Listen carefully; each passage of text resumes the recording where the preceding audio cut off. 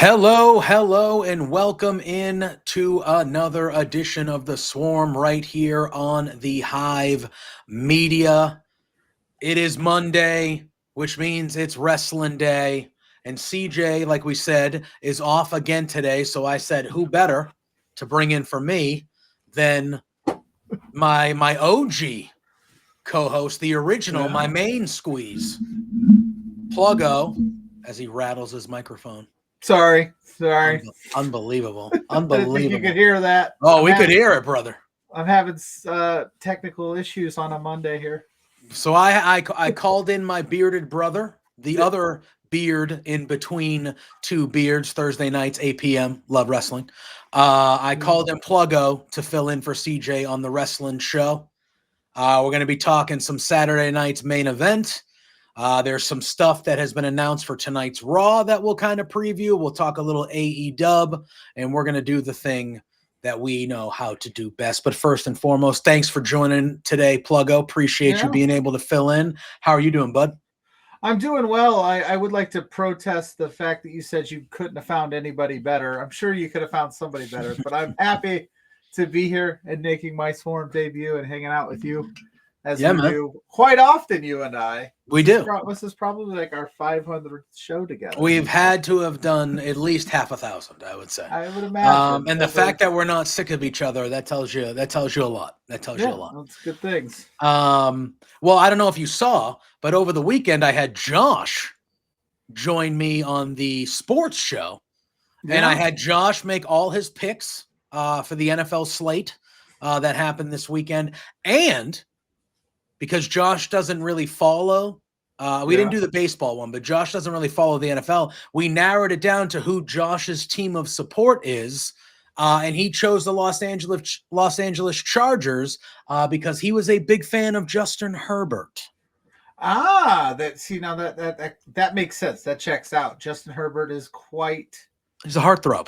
Quite a heartthrob. He's one of the heartthrobs of the league. And hey, it doesn't hurt that he's also not bad at the quarterback. Yeah, he's also pretty good. You don't like their coach, though. You don't have huge. I don't like their coach, but I will be interested to see when you guys post later the official pick standings. And Josh, the non-football ball knower, probably did better than you.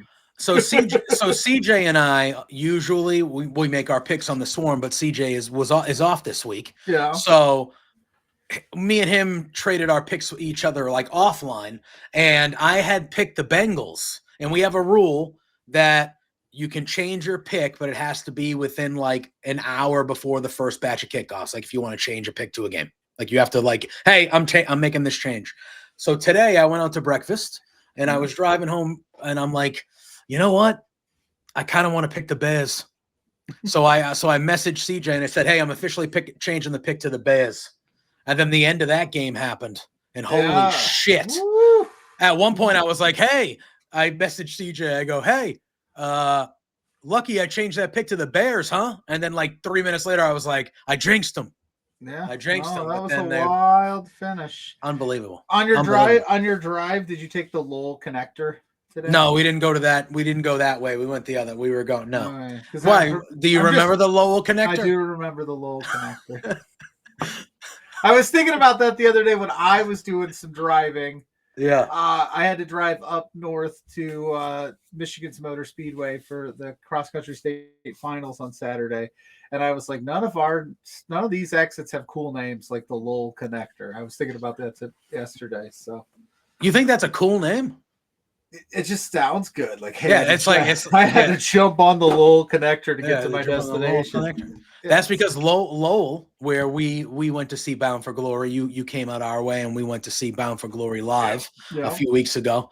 The Lowell is a big city in Massachusetts, and it needed its own exit to get to it. To connect it. Yeah, so there you go. So, but all right. Before we dive, it is a wrestling show. Listen.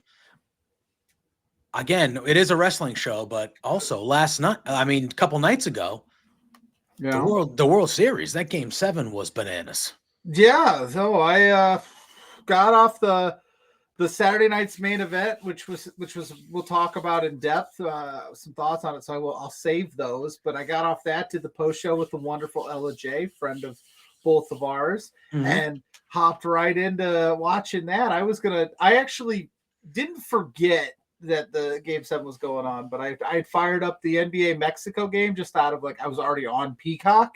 Yep. And I was like, wait a minute, it's Game 7 of the World Series. Let me click this thing on, and it was bananas. That catch that Pages, yeah.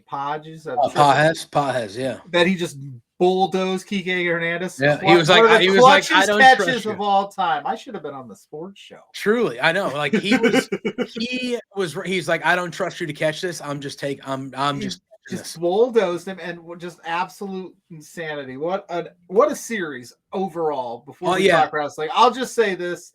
I know you and I will talk about it in a few days on Between Two Beards, I'm sure, but I'll just say this, like, I know it sucks for Toronto fans today, but that was like one of the best World Series that we've had in quite some time. Like, I know it sucks and it stings, but a hell of a season. You put them on the ropes. 100%. And listen, the Toronto Blue Jays are in the same division as the team that I diehardly love and root for, right?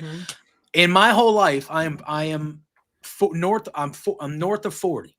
In my whole life, I have never taken the Toronto Blue Jays seriously. Not once, not ever. Seriously. Yeah. And I'm not even saying that as an insult. I just have never taken them seriously. And they refused to, like, that was just guts. Because the Dodgers are good, infinitely more talented than the Blue Jays. Like, they're an all-star team, for crying out loud. And they're very good. And the Blue Jays went toe for toe with them. Multiple extra inning game. Like, that was a great, great World Series.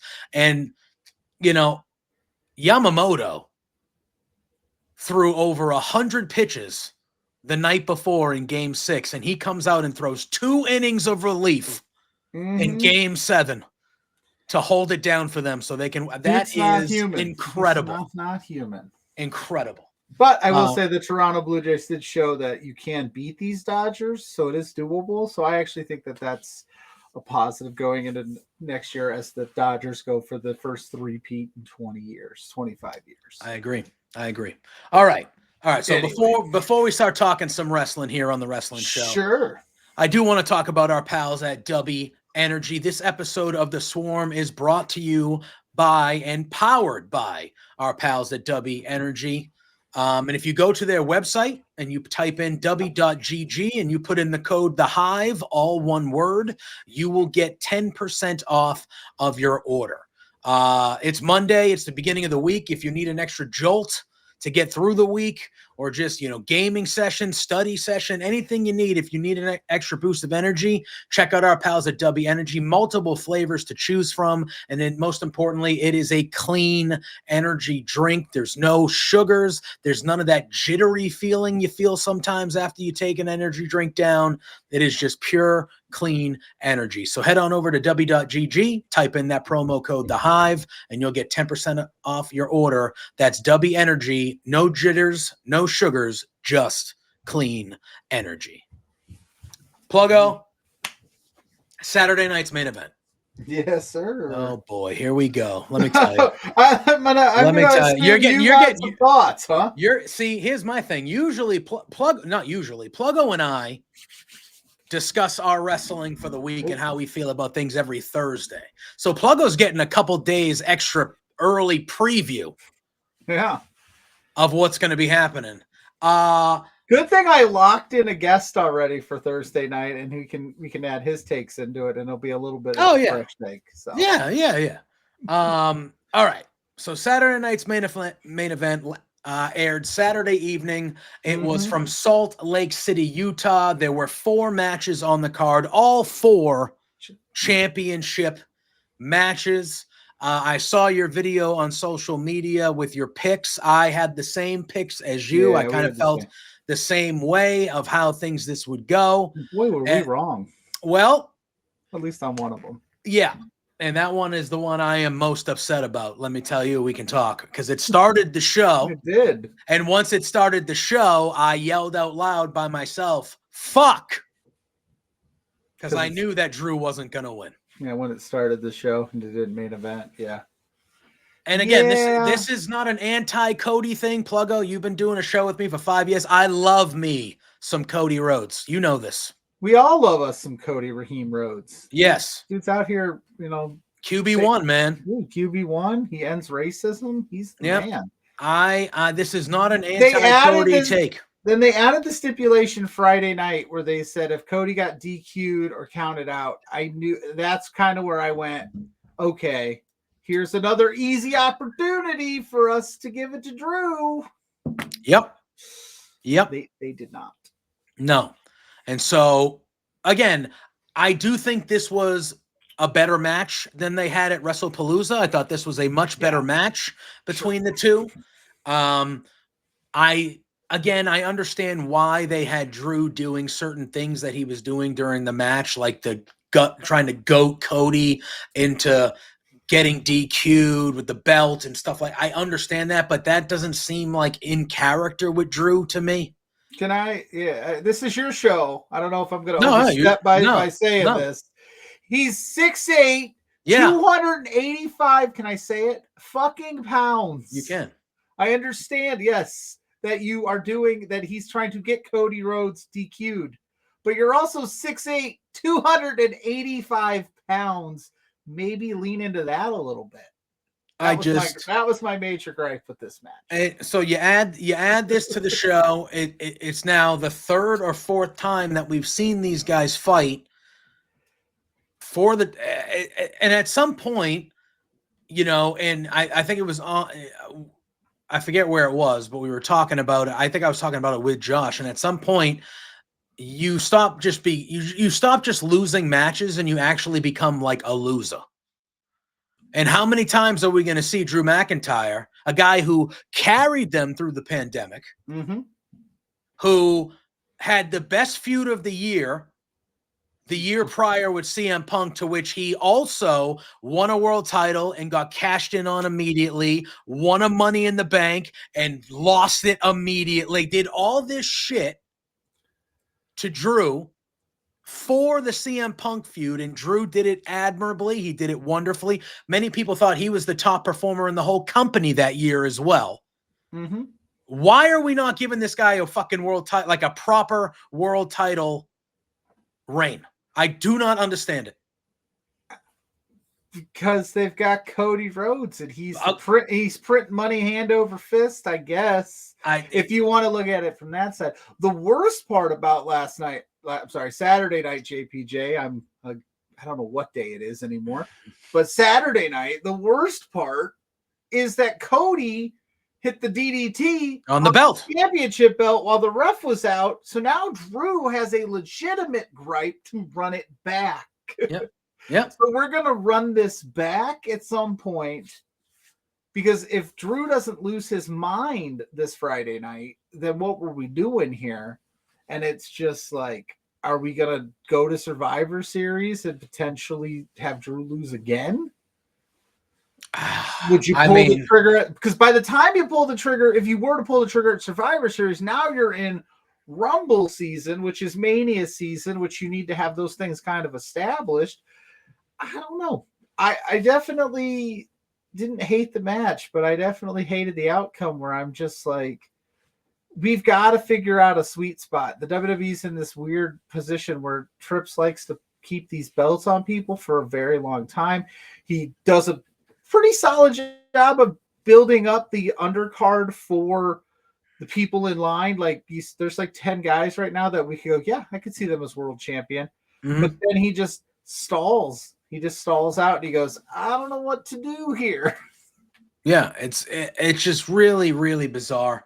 I thought for sure, well, not for sure, but I picked Drew to win this one. I was like, I'm going out on a limb. I'm trying to hope that they can be creative with some of the stuff.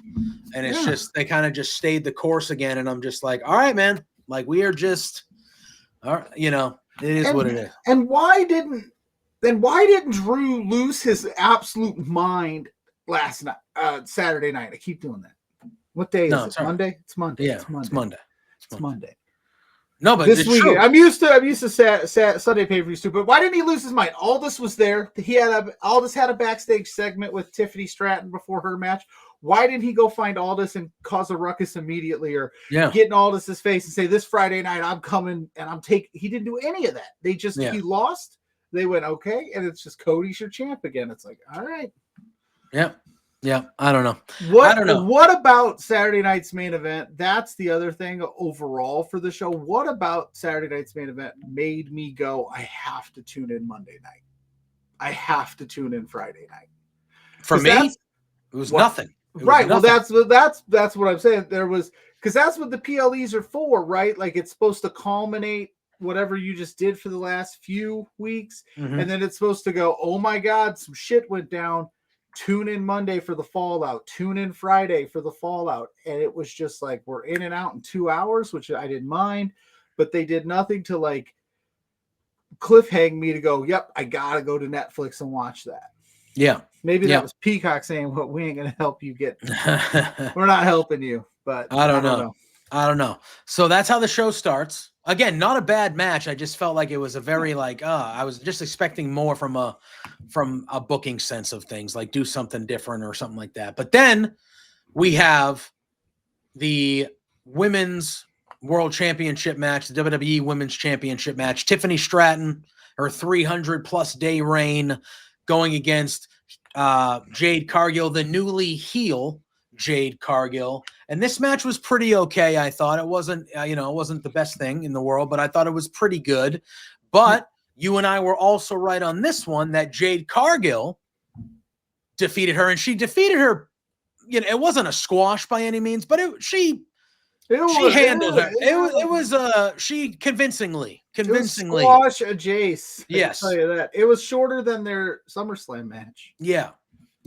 But Jade Cargill in her new, like we said, heel form, basically dominated her way through this match, and she is the new WWE Women's World Champion. I thought this was the right decision. I actually think her kind of winning the match the way she did was actually the way to do it. With this new heel, she should be a monster heel. She's gonna, destroy people. And then eventually I would think they build to Bianca and her, who I feel like is an easy thing to do from this point. But this was the one part of the show that I thought actually went, I was like, okay, that is exactly how that should have went. I wish the match was longer and a little better, but all in all, I thought this was the right decision here. Yeah, I'm with you. I think Jade was the move. I definitely enjoyed the squashing her aspect of it. Tiffany, they sold the knee injury that she's hurt, but we also, and I kind of discussed this a little bit with Ella J. Tiffany's been dealing with these injuries over the last couple of months, right? Mm-hmm. She was out for concussion protocols, was the rumor, things like that. That's why, so maybe this is a way to hey, Tiffany, you just held this belt for almost a year. You've been actually absolutely crushing it. The only real loss you had was the Stephanie Vickier match at Night of Champions. Take some time off, get yourself right. We'll get you back in the mix, obviously, because I think they did a good job with her over this last year. Mm-hmm. But from the Jade side of it, okay, so now what? The spotlight is on you, Jade. I know there's a big section of the IWC that doesn't think she can wrestle. I think those people aren't paying attention to the strides that she's made as a performer. They only focus on the negatives. But now there is a bigger spotlight on you. Can you perform it night in and night out? Will we see anybody link up with her? Will she be a fighting champion? Will she be a heel champion where she's like, I'm not wrestling tonight? I don't care what you say. You know what I mean? Because there are ways to protect her now that she's a heel, where she could just be like, I ain't working tonight. Yeah. So we'll see. I'm super intrigued. I'm glad that they made the decision. I think it was a good decision to make. And like I said, we don't get title changes on Saturday night's main events very often. So no. There you go. And then we had what I thought was the best match of the evening. It was the triple threat for the IC title. It was Dirty Dom defending against Penta and Rusev. I thought this was really, really good. This was a match of Dom just kind of outsmarting both of his opponents throughout. I thought Rusev was great in this match. I thought Penta at one point was going to potentially win this match towards the end of it. I was like, oh, is Penta actually going to win this match? But Dom hits a frog splash on Rusev to retain the title, which I think a lot of us picked Dom. We didn't think Dom was going to be losing the title here, but this was a really good match. I thought all three guys were really good in it.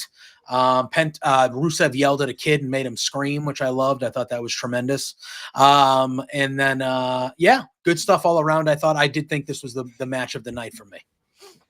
This was the most masterful match Dom Mysterio's had, I think. It was tremendous. The doing the Eddie spot in a no DQ is the funniest thing I've ever seen. Yeah. And the ref looking at him like, you're an idiot. Yeah. What do you want me to do? Moron.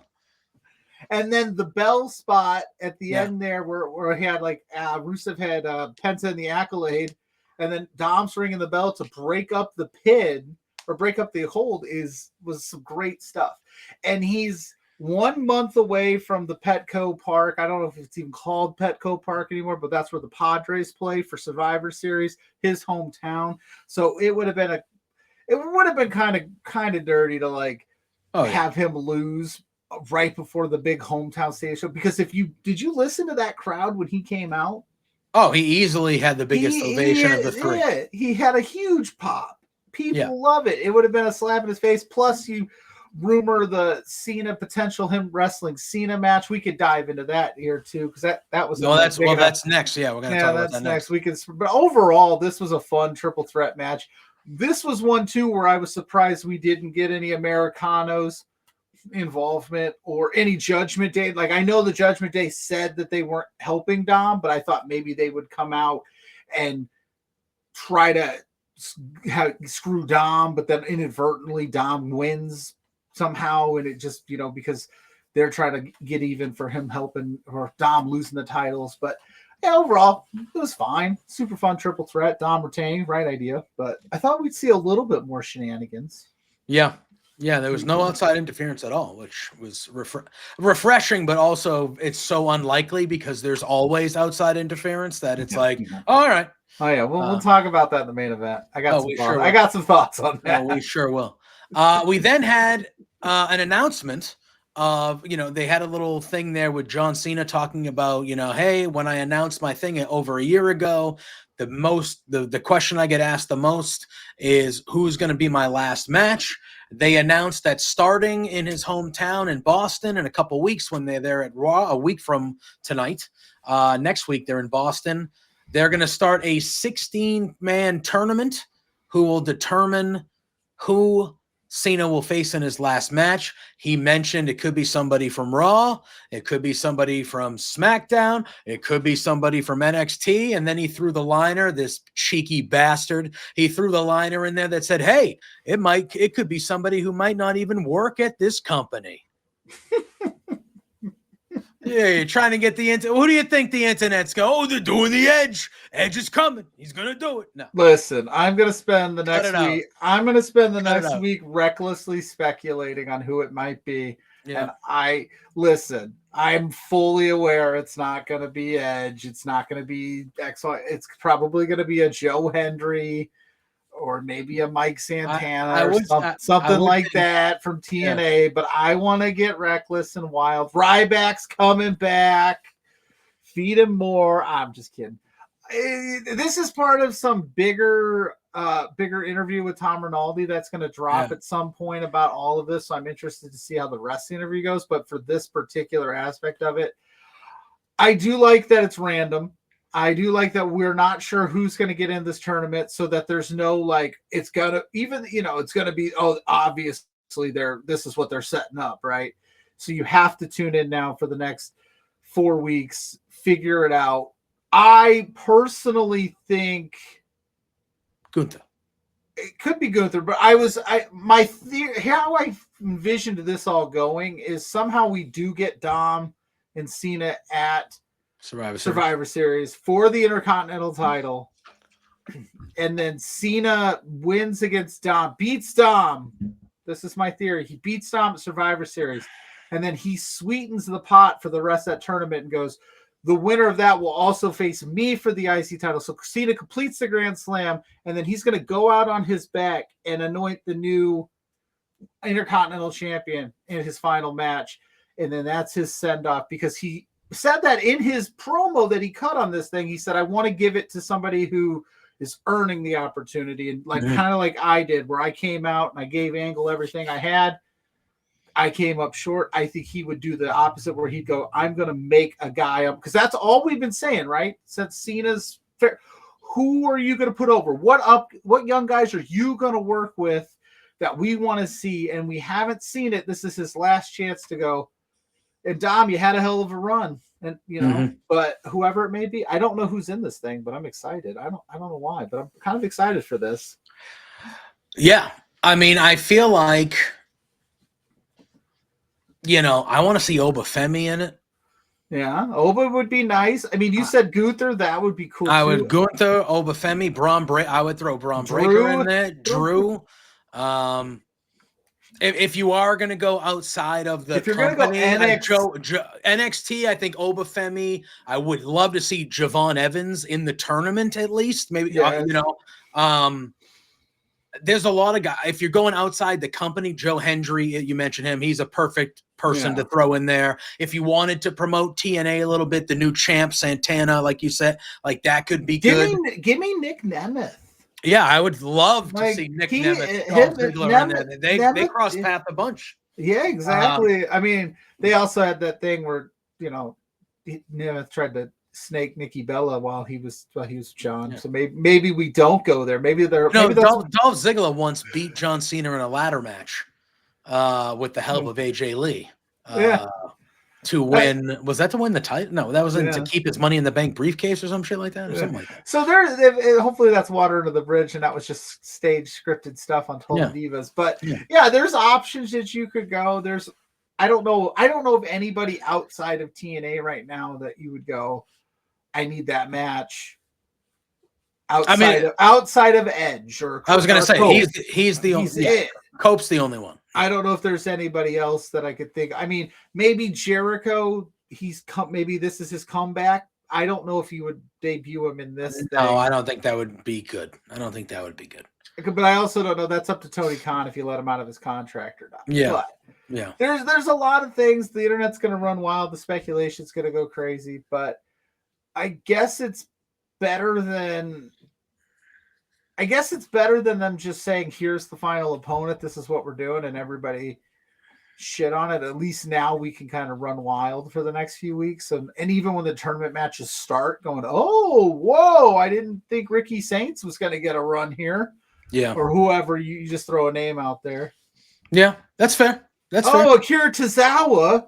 He has a chance to take out John Cena. That would go over. I'm pretty sure that would go over. Hell yeah, it would. That whole crowd would be like, Tozawa, dude. That's what I'm saying. Like at least we get to have some fun with it, where we're not gonna scrutinize the final pick, because I don't know how long the tournament, how they've staged it out. Well, it's not starting tonight. It starts next Monday. Right. But are they going to do just one match, or are they going to do two? I would assume it goes over, I think we'll find out the winner the Monday of the week of the Saturday night's main event. So you would do two matches to next because week? Because they're going to do something. They're going to have matches on SmackDown, though, right? Yeah, so it'd be like 2 on Raw, 2 on SmackDown. That's 4. That's 4 of the 8 matches. Then you do the next 8 the next week, and then you would have them face maybe in that Survivor Series. And so I guess that Survivor do you have the final at Survivor Series maybe, and then you can build for a few weeks to maybe that's what you do. But we'll see. Do you think John Cena goes out on his back? Yeah, I do. I think it's going to be Gunther. I know that's been you and I have been saying it for a while. I know that's kind of become the popular pick over the last month or so, but you and I have been on the Gunther train for a bit now. With that, I still think that's the play. But now that it's a tournament form, I mean, there's a lot of guys. I would love to see him and Carmelo Hayes if you want to get give a guy a boost. I would love to see. I think Ilya Dragunov would be cool. I think Gunther is the guy that I do think that's a matchup I want to see. But Braun Breaker, I would be all in on beating Cena. If you want to get a new guy over, I do think a Obafemi or a Trick Williams or somebody like that Trick would be a good person. He has nothing left to do down there in NXT. Throw him in this tournament. Sure. Even if he wins in the first round and loses in the second round to somebody like a Gunther or like that's still a good way to debut him, instead of just kind of having him come up and not do it like he's in the tournament, like, oh shit, all right, Trick Williams, we only have four Cena appearances left, scheduled appearances, I should say. Yeah, probably that's two next, of those will be that's next Monday the in Monday Boston, after. the Monday after in MSG, Survivor Series, and Saturday's main event. So how are we built? That's the only thing where I look at this and I go, they need to figure out how to crown this. How is Cena? How are we gonna build this match up? Cena's not going to say anything. We're not going to have any kind of back and forth. I hope they do some pre-tapes with them or something because they'll know who the winner is unless barring some kind of injury. And they say, hey, John, we at least need you to cut some kind of promo message that we can play because you're going to have this guy, whether it's a young upstart or it's a Gunther, who's he going to be talking to? He's just going to be telling us for 3 weeks that he's going to beat the shit out of Cena. Yeah, sure. Yeah, that's kind of sad. I would love to see that final opponent get some back and forth with Cena in the ring, but I don't know if we're going to be able to do that. Yeah, it's true. Hey, John, we need a couple more appearances. Yeah, I was going to say, hey, can you just give us the go home? Like the one extra, please? Yeah. I don't know. All right. And then it was main event time. We knew we were getting a new champion. It was for the WWE World Heavyweight Championship, the vacant WWE World Heavyweight Championship. It was CM Punk. It was Jey Uso, and boy, this match sucked. And that was it. That was all it was. This match sucked. Yeah. And I am not one of those guys. Boring. This match, 2 hours. That's how bad this match was. Part of the problem with it was they spent the first 5 to 7 minutes feeling each other out. And I know like Wade Barrett tried his best to explain it off of like, they're feeling each other out. Neither one wants to make a mistake in such a high pressure situation. But what it felt like to all of us fans is like, we're just waiting for the shoe to drop. We're waiting for the Jimmy. We're waiting for Braun. We're waiting for Bronson. We're waiting for Paul, maybe Roman, right? We're waiting for, and I heard the internet cries of like, you set your expectations too high. No, I did not. You told me for the last 6 months, this is how the Vision operates. This is how Braun and Bronson operate. Paul told us on Monday, this is what there's going to be one guy. Mm-hmm. Don't get in that battle royal. Don't worry about. There's going to be one guy at Saturday Night's main event that we have to worry about. Only one. And nobody shows. Yep. And they give us that match, which there was a couple cool spots, but overall, it's not a match that neither one of us have seen out of those two before. Yeah, and there was, again, I'm not ever like Jay with that neck breaker. That Punk got frustrated and like really kicked him a little bit with that. It was just I don't know. And so in every big match now, does CM Punk need to do the spot where he hits the GTS and the guy goes back into the rope? They did it twice in this match. Yeah, to the point too, and I've never seen this before, where CM Punk took a bottle of water and dumped it on Jay to wake him up to get him back in the ring to get him in, and that's where my like Spidey senses started tingling. I go, in a vacant title match, if Jay gets counted out, is CM Punk then the champion and gets the belt? Because in an actual, you have to crown a champion. So why would you want to wake him up and throw him in the ring if he's knocked out cold from your second GTS? Just leave him, get the 10 count, you win. Yeah, I don't know.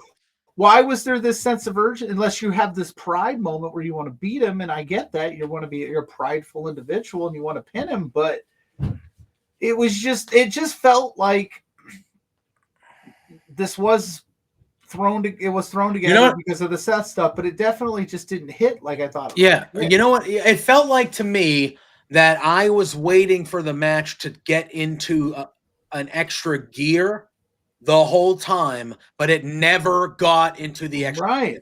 Yeah, it never was just like, okay. And then it was like, okay. And then at the end, and we talked about it on Beards last week. We were previewing it, and I was like, we were talking about Punk winning it the whole time, and I said, "Is there a chance Jay just wins?" And then towards the end of this match, I was like, "Holy shit! I think Jay's gonna actually win this."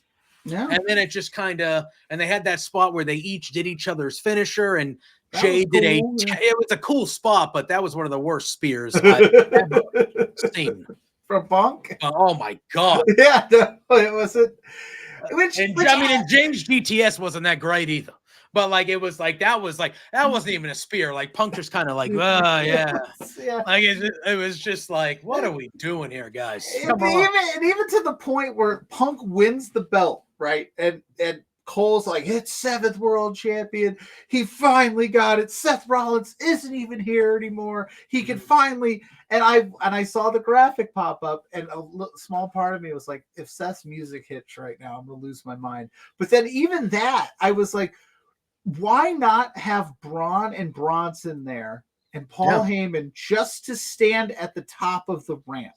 Again, just to remind us of all of the work you've done to build these guys up. The Seth injury is absolutely unfortunate, but even that, you did enough to build these two guys up into main event monster, big time players, and that's Braun Breaker's sole focus is that belt. Why isn't he at least there making Punk go, yeah, Seth's gone, but don't forget about me. I'm the guy that took Seth out, and I'm coming for you. And that way we go, oh shit, tonight, Monday Night Raw, we got to tune in and see what's going to happen. That stare down was crazy. They didn't do it. I don't know why they didn't do it. I love that the show got over at 9:00 Eastern. Yeah, that was nice. That was a nice change of pace, but it felt incredibly safe. It felt like we could have done a little bit more to get me, and I don't know what that is. Is that because now it's on Peacock and it's not well? And I talked about it a little bit on Saturday. Like Peacock also had college football going on that day. They even talked about the Utah college football game. They promoted that a decent amount on that show. They had the NBA's their new baby, and they had the Mexico City game. It started at 10:00, and you had an SNL that started at 11:30. So I'm wondering if Peacock said, "Yeah, we'll do these Saturday night main events, but you can't bleed into this other stuff, especially with our new partnership with the NBA," because it felt like boom, boom, boom, boom. Like I thought we'd at least add a 5th match on the spot, but they didn't. So, but I didn't hate the show. I had a good time. I just was kind of like, it just was bland to me. Again, like I feel like it's been that was a Raw or a SmackDown. Yeah, and that's kind of how I've felt about WWE as a whole lately. Like it's not like the shows have been bad. Like it's not like I'm sitting there going, "Wow, this is bad wrestling." Yeah. But I just feel like it's been very one note, very and again, all the time. Predictable is not bad all the time, but it feels like WWE is in like a state of predictably bad booking. And it's just like, all right, you're not giving me anything that's getting the blood moving. Like I'm just kind of like, I'm watching and I'm going, all right, that was all right, but okay, cool. All right, same thing. All right, yep, same thing. Oh, yeah, okay, same thing. And it's just like, and I know it's the slow part of the year. We're building to the Rumble and Mania, and like that's when shit kicks. I get it, but I'm also just like, you got a lot of really good young talent on your roster. Maybe the best group of young talent you've had since Rollins and Reigns and all those guys were young a decade ago and 12 years ago. Mm-hmm. I'm just like, fucking use some of them differently. Like, just I don't know. And even to that point. Triple H, to all of his criticisms, all of his faults, has done a very good job since he's taken over of giving us some more layers to some of these main event guys, right? I don't know what I'm saying. I don't think the old regime would even tease little Cody Rhodes doing heelish stuff type things. The stuff with Jay where he's like, they would have just rode Jay to death instead of going, maybe we start introducing this like only me, Jay, what do we do now with the Yeet stuff? And then he gives us all this stuff where it's like, these guys are super intriguing now. There's all these new layers, and then you still just do the same stuff. Yeah. You're just not paying off all of the hard work that you're doing to get us invested in these people. You're going, but we're going to just stick with the formula that we that we know works, and it does to their credit. But this, like you said, it's a slow time of the year. This is the time where you maybe try a few new and like things. and like that's the thing. Like and you know, again, the booking now, even though I'm complaining about it, is way better than it was for a long time. Sure. But I feel like back then, this was the time of the year that you would see a Dolph Ziggler win a world title, or you'd see somebody that wasn't always a predictable person get a chance at like a world title feud, or Jinder Mahal winning the world title, and like things like it was during the off, and I just feel like that we're just not, they just don't even, like, again, I'm not even talking about, like, we're talking since WrestleMania, it's been the same 4 or 5 dudes that have been fighting for the world. Like, there's been no other, you know what I mean? There hasn't been a fresh face. It's been Gunther hasn't been around for a few, but it's been Gunther, Jey Uso, LA Knight, Cody, Seth. It was those same 5. And again, those are all enrollment. Like, those are all guys that I don't dislike any of those guys. I don't. Yeah. But it's like, can you throw someone else for one fucking time? Well, they did with Braun and Bronson, but then they immediately were like, no, we just needed you to take Seth out, and now you're fucking no. And it's like, no. Yeah, they just didn't keep going with it, and it's tough. It's just, I don't know what it is. It's got to be shareholders, stockholders. There's money involved. I'm sure that's a part of all of it. I don't know, man. They have so much talent across the board, and they're, like I said, this is what I mean. They took John fucking Cena, white meat baby face, greatest of all time for 25 years, and they turned him heel. And they had him do a heel run all summer, whether you like the booking or not. And then on a dime, turned him back face. You're telling me you can't take a swing with somebody else and then just repackage them? Yeah, if it didn't work. Of course, because I have a feeling if the Cena heel turn had worked a little bit better, they might have ran with it a little longer. I don't think they would have went all the way, but they definitely were like, okay, this isn't working. The Rock's not back. The Travis Scott. Boom. And yeah, Cena's a different animal. He can flip on a dime and be fine. But I'm saying you have the ability to do that. You write the shows. You can make it make sense. We all are suspending our disbelief because guess what? It's professional wrestling. Mm-hmm. We all are in on what you're all doing. So you can write whatever you want. And we're going to go, okay. But they don't. So I don't know. Yeah. I wish they would. But we might be here a while if we. Yeah. Yeah. And so that was Saturday night's main event. Again, not the greatest show. But again, I'm going to be honest. If I wasn't covering it, I would have probably did something else Saturday night and circled back on it, knowing what I know now. Yeah, I fully agree. I probably would have done the same thing. It is what it is. It is what it is. Yeah, it's wrestling. We have Monday Night Raw happening tonight, later on tonight, or tomorrow morning if you are on the other side of the world, Australia, where Josh and Jamie. Josh and Jamie, yeah. Australian contingency, and we're the American contingency over here. I guess, North America, But anyway, Raw's on tonight. I will be here when Raw starts with Josh Robinson doing our Raw watch along, which we do every week here on the Hive. They've announced we're getting a World Tag Team Championship match. It's AJ Styles and Dragon Lee, the new champs, taking on the old champs, the Judgment Day, Finn Balor and JD McDonough. There's a lot of tag matches. We have 3 tag matches. Real quick, I like the way that came together. The AJ Styles and Dragon Lee thing, and then McDonough, and then being real, and then AJ going, I don't even care, just give me the match. I thought that was cool. So I'm excited for this one. We have Nikki Bella and Stephanie Vaquer, or as Nikki Bella called her, Stephanie Vaquer. They're teaming up. That's how this all started. Because you know what's happening here, Pluggo. Nikki Bella is 1,000% turning heel on Stephanie Vaquer at some point, and they will fight for that title. Oh yeah. I think that's the match at Survivor Series for Vaquer. I feel like. Well, because and Nikki is still from San Diego. She's from there. Yeah, she's still getting cheered, but they're starting to the cheers. Yeah. You've been back cheers, and they're starting to get to the old like you're still Nikki Bella. Like again, we love Nikki Bella. She's a Hall of Famer, but she is who she is, and people are starting. So why not lean into it? Lean into it, babe. And lean Stephanie Vaquer gets a world championship win over a Hall of Famer on her resume. So it's correct a win for all of us. Correct. But they are teaming up because now, as of right now, this moment, they're still friends.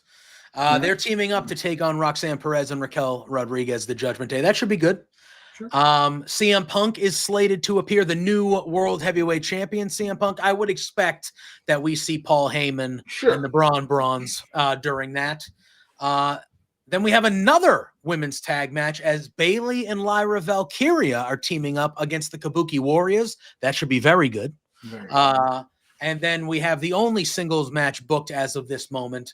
Penta will be going one-on-one with El Grande Americano. So looking like we're going to be getting a pretty decent Raw tonight. We still got a couple weeks to go till Survivor Series, but you can only assume they're going to start gearing up and getting that card in order. We have no idea what even the War Games matches will look like yet. So we assume they're going to be kind of getting to that here over the next couple weeks whilst doing this tournament for Cena's last match, which starts next week in my hometown, the greatest town in all the land, Boston, Massachusetts. Pluggo agrees. Yeah, I had a good time. I don't know if it's the greatest town in the world. I mean, I was there and I had a great time. Surface, Pluggo. You come back, you will. I was gonna say I haven't been to a bunch of cities in my time. I don't do that much traveling, but it's nice. I had a really good time. The Survivor Series. I don't know what I don't even know what these War Games matches are going to look like because we've had so many wrenches thrown into so many different plans that they're going to makeshift these teams, these 4-on-4, 5-on-5 teams, and I'm just curious as to how it goes.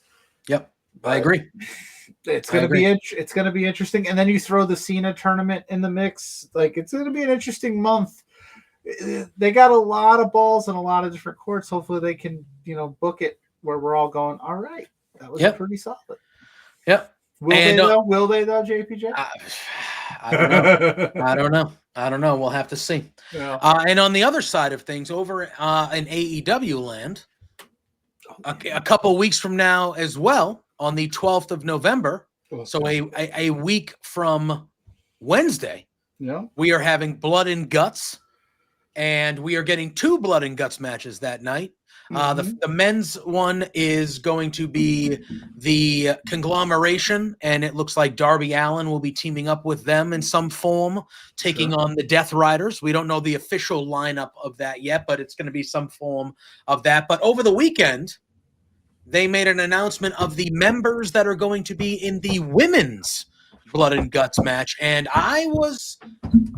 when I saw these teams, I was like, wait a minute. I was not expecting Mercedes Moné to be in a Blood and Guts match, Pluggo. I'm with you. I had to double take. I think I saw that over the weekend, and I was at Sunday, and I went, is that Mercedes in the graphic? They're doing 6-on-6 with the women. They're doing 6-on-6. I'm here for Mercedes being in the match. I'm just surprised that she would want to be in. I know it's history. So that's probably part of it with her cockiness and her attitude and all that. But it's a match that a Mercedes Moné in character would not want to be in. So I'm surprised. Yep. So it is on one side, we have Jamie Hayter, Queen Aminata, Willow Nightingale, Harley Cameron, Tony Storm, and Chris Statlander. And on the other side, we have Tekla, Julia Hart, Sky Blue, Megan Bain, Marina Shafir, and Mercedes Moné. So 6-on-6, 12 women. It's going to be a great match, and I like how they did it. They have everybody that's kind of feuding with everybody in it, which is good. Yeah. Tony Storm is kind of... Tony Storm's a wild card with the... She's the wild card in it, to me. Because she's on the side with the world champ, Chris Statlander, and they're cool and all, but she still wants that gold. Yeah. The only thing I hate about this JPJ is that they decided to do a men's one too. Oh, you don't like that they're doing two? The only reason I don't like it, like, don't get me wrong, I think they're both going to be great, but we're going to fall into that trope when we talk on Thursday, that Thursday after, we're going to go, which one did you think was better?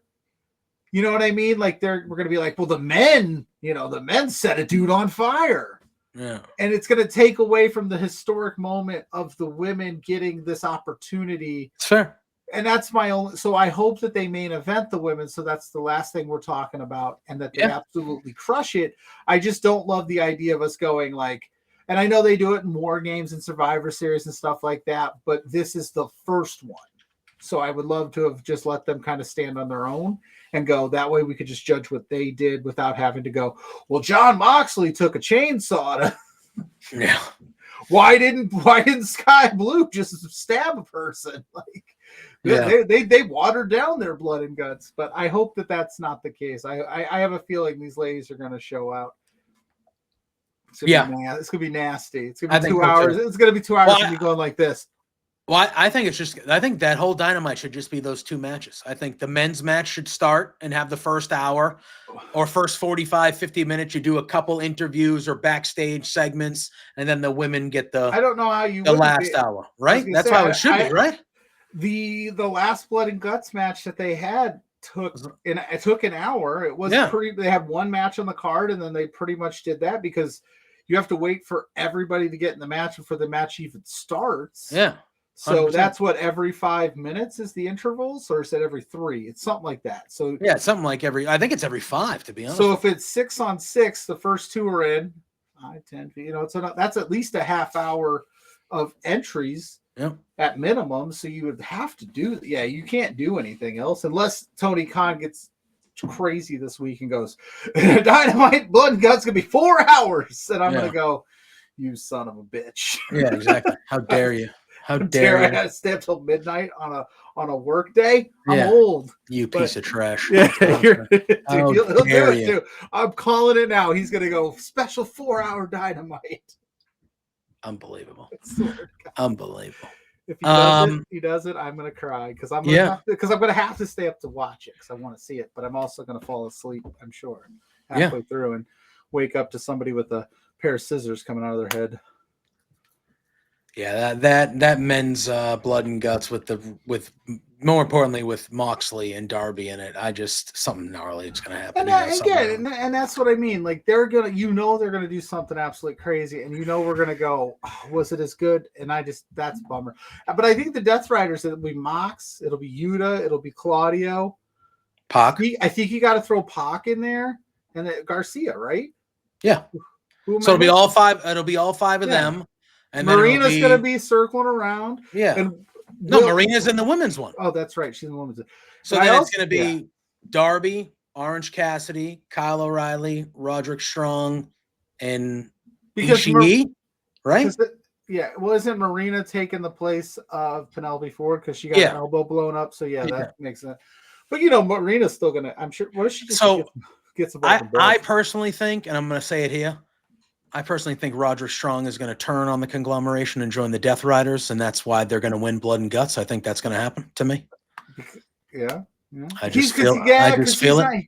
He's not vibing the conglomerate. He's not vibing with the conglomerate. I don't think he's going to turn on them by attacking Kyle or anything, because I think he loves Kyle. But I think he's going to turn on them, or he's going to walk out or something.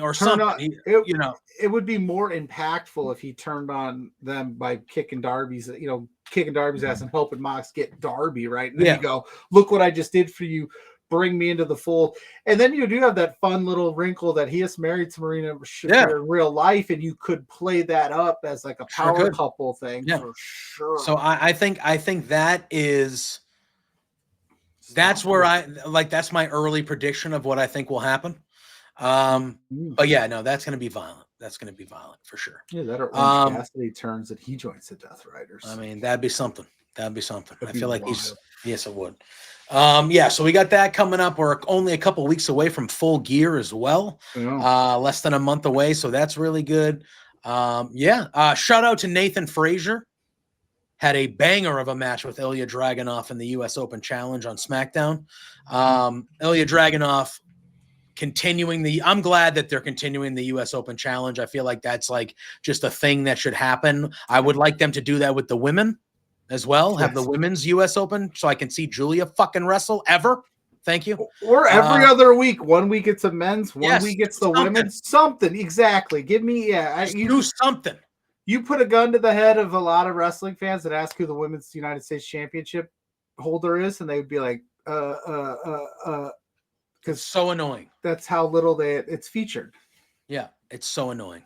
But other than that, I think that's basically that's basically it. That's wrestling for the week. Obviously, we have Raw tonight. We got Dynamite, which you can watch along with Peggy and Jamie here when Dynamite starts right here on the Hive. And we got, SmackDown. A rare pay-per-view-less weekend coming up, Pluggo. I feel like there's a wrestling special event every week now somewhere.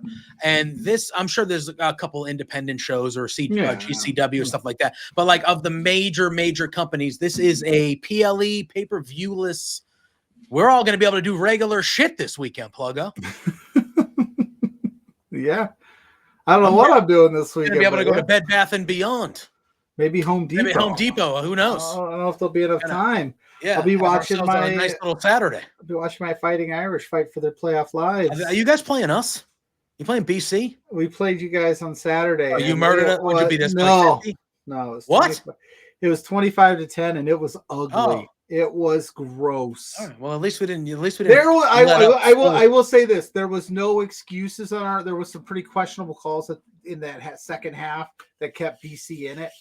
But it was a lot of, we couldn't get anything offensively going until the second half. It was pretty gross. But all right, fair. It is what it is. All right. But Pluggo, I want to thank you for hopping on and joining me today while CJ is out again. This Saturday, we will be back here, the Swarm Sports. CJ will be back making our NFL picks and doing the dance like we often do. But Pluggo, let the people know where they can find you and what you got coming up this week. I was going to say, I think you and I do a little show called Between Two Beards every Thursday night at 8 p.m. over on Love Wrestling. Go to Love Wrestling CA on YouTube, on all their socials to follow us. We've got Dan Brown coming on this Thursday. He's going to chat with us about the week that was in professional wrestling, and he's got his debut comedy album dropping. So we're going to ask him a little bit about that and what it's like to make a comedy album. And I am Pluggo. You can find me at Pluggo. I forgot to say at B2Beards on all socials for the Between Two Beards. You can find me at Pluggo on all social medias. And you can find me every Saturday morning with Blair Pacheco for Exposure. We talk the world of independent wrestling over there. Go to @4Exposure Pod to find out what we got going on there. And then I'm also here, if you guys are not familiar, I am here on this on the social media sides of it, not so much on YouTube, but I do the college football picks. That's me. Yeah, so, Pluggo's playbook. I'm not very good at it. Are you having a bad year? Yeah. Oh yeah. If I were to go back through the first 10 weeks that I've picked, and under 500, like under 100%. I started out like 0-6 on some big matchups. Oh. And then I was like, what do you pick three games a week? No, I talk about all of them, but like early on when it was like I would just do ranked opponent versus ranked opponent, I struggled. But then of course, like this past Saturday, I was like, Miami should have absolutely no problem with SMU. Miami should roll SMU, and then SMU rolls Miami. Yeah, yeah. And I'm like, and then I was like, I had a couple of missteps this week. I'll just say. It happens, except for me on my NFL picks. I'm dominant. I am dominant. I should bet them because I'm so good. But yeah, I know. But you can find me, JPJ Loves Gaming, on all social media platforms. You can find me every Monday and Saturday here with CJ on the Swarm. Every Monday Night Raw, me and Josh Robinson, the Raw watch along, and then every Sunday on YouTube, the Hive View, where I have the Hive in the college football 26 dynasty mode. Got another big win this past weekend against UMass. We beat them big. Pluggo, you had an unreal day. 3 sacks. You were just a disrupting everybody up in the center. My nose tackle. You made that center's day a living hell. All I'm living gonna hell. say is you better offer me that bag if you don't want me to transfer. You know, if you guys even try to go in the transfer portal, I don't know what I'm going to do. I'm going to be like, whoops, that's a mistake. Only 1 year we're doing this, but no. But all right, yeah. Follow us here at the Hive_media, all social media platforms you can see right below in the middle of us. That's where you can find us. Go check out our pals at W-Energy, W.GG, promo code The Hive for 10% off. Appreciate Josh and Pluggo helping me out these last few episodes. CJ and I will be back on Saturday for the sports show. Till then, everybody have a great week, and we will see you all real soon. Peace out.